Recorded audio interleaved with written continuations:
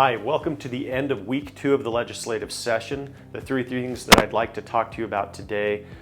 We've been dealing with a lot of the social issues at the front end of the session this year. That includes, I don't know that it's a social issue, but the school choice bill that provides a scholarship for students that has passed both the House and the Senate with a 2/3 majority.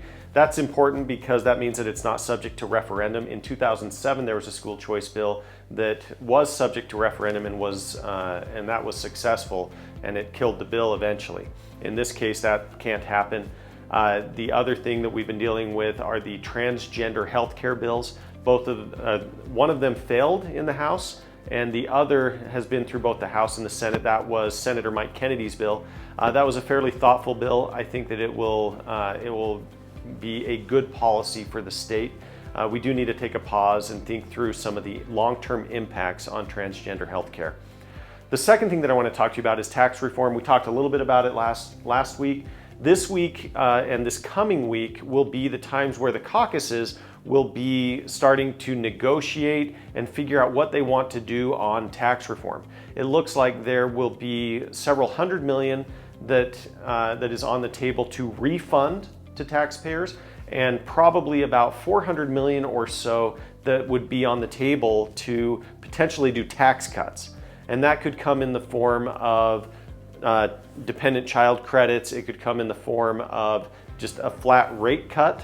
So normally we pay 4.85% on our state income tax. We could cut that down. For every, if we went from 4.85 to 4.84, that's 19 million. So that gives you an idea of how to scale that. And then it could come in the form of Social Security tax cuts.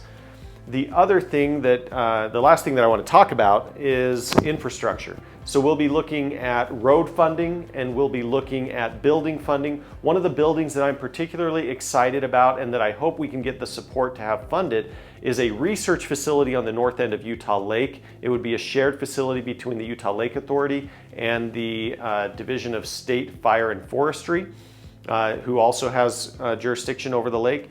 And what that would do is it would provide the research so that we get a better idea of not only which projects on the lake are most effective, but we see that over time, and so that we don't have just a study from a university that then translates into a policy on the lake, but then there's no follow-up to see if that policy impacts the lake for the better. A research facility allows us to have these long-term data points that shows what is and isn't working, and it will be a much better data collection process whereby the Lake Authority can make good data-informed decisions for the improvement of Utah Lake. Thanks so much.